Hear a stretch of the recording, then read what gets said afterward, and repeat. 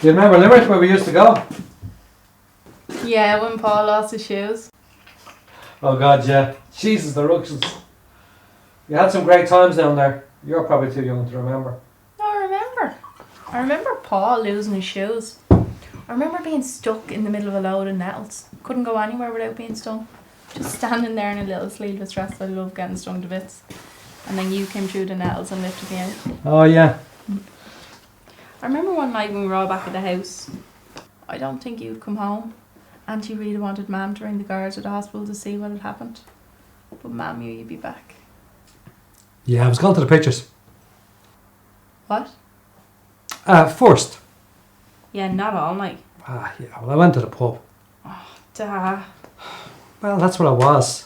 Of course you were. Look it. You get caught down the country. Up home, they kick you out at 11 o'clock. You're thinking you're catching them for the quick one after the pictures. And sure, those boys will serve you till 2 o'clock in the morning and sure, the doors get locked. And sure, it's just getting going. Do you know how many years it is since I've seen you? No, I don't. That day I met you on Henry Street and we went for a coffee. Oh yeah. That's 10 years ago. Really? Yeah, and you're still going on about some night in Limerick, what, 25 years ago? I'm telling you. I don't believe you. I don't even know what to call you. Look, it happens a lot. I know, but you're still making excuses. What do you want me to say? I don't know, but I feel like you treat me like a fool. I get caught. A quick one after the pictures. That's if you even went to the pictures. I remember when Mam was in having Paul, Auntie Rita came to stay. You had a bottle of something in the wardrobe.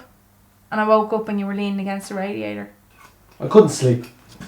See again, another excuse. Of course it's an excuse. They think I'm going to hurt you deliberately. Look, I wish it was different, but that's what I needed to do. Yeah, but do you know? I'm not just going to say I'm sorry for the fucking enormity of all the fucking things I did. It's not enough. Jesus, I think about everybody. I don't know where I should be. You're telling me Helen's going to die. I remember her years ago. How can I go in and look at that? Should I even? You're her husband. I'm not a fucking husband. What kind of fucking husband am I? That's all gone.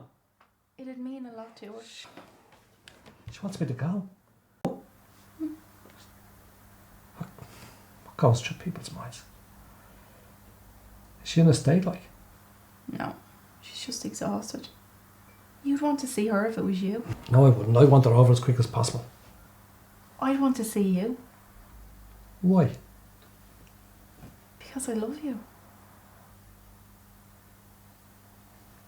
Why do you love me? I don't know. I think about you all the time. And I hate you too. Look, I think about you as well. Don't do this. I had this boyfriend once. Oh, it wasn't really a boyfriend. I don't know what I was thinking. He was a friend of mine in work. It was Ed's brother. And he was from Kildare, school teacher, primary teacher. I met him one night when I was out drinking. I just wanted something to happen. He was there. Big, red, shiny face. I wasn't serious about him or anything. But I remember walking up the steps with him one night onto the street. And whatever way the buildings looked, it took me back in time. And I felt like you were with me. And this guy, Jar, was always pissed. And he wanted me to go back to his house. And I know this sounds weird, but it was like compared to you. Even as a messer compared to you, he was such a fucking amateur. Which is terrible. Do you know, even in the morning, all he'd do would be complaining about his copybooks corrections and how he had a hangover. Whereas you'd be looking for more money to hit the boat. Yeah, which is terrible. Who I was and who you are. What I should have been looking for the money for. You know, sometimes I smell you and everything comes back. I know. I can smell you now. It's brute. Do you still see Carol? Oh no, I don't want to talk about that. I know that she didn't take you away from us. I know she looked after you. She kept me going. That was the problem. She liked me too much. All the horrible characteristics, warts and everything. Do you know what? She would have watched me kill myself. That's what I wanted. I remember the weekend that you left. Oh no, don't. It was a Friday. And you came to pick me up from school. Mum normally did, but whatever happened, you came instead. And I remember you could hardly stand, you were swaying so much. You had to hang on to the railings. Smell a drink off you. I know. And we went into town.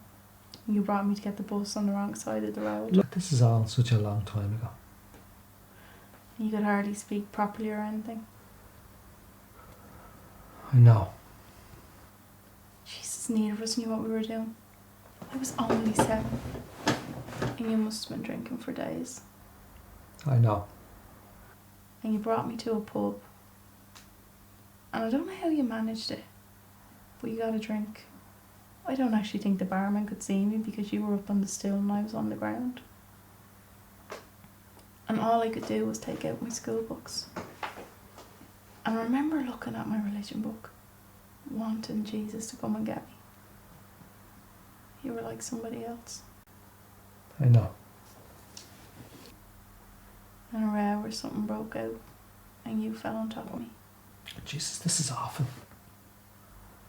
And a vanguard took me home. I know. Look, terrible things happen. You're not talking to someone. And you have a temper. And then you calm down. And then you try to keep your heart from fucking splitting wide open. And then you go, you fucking make everything worse. You go and hit the fucking bottle. I know you want me to say I'm sorry. No. But Jesus, I can hardly remember. Jesus Christ, I don't want to make any excuses, but I was in an awful state. I was in agony. I was in hell. I didn't know what to do. Nobody knew. I'm sorry.